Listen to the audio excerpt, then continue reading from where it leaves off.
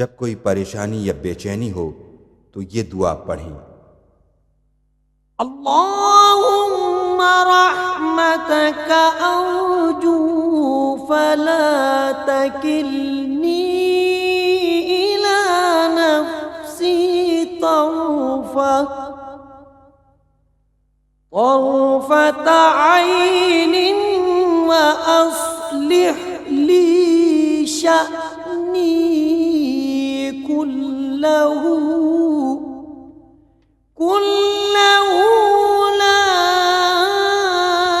इलाहा इल्ला अंता।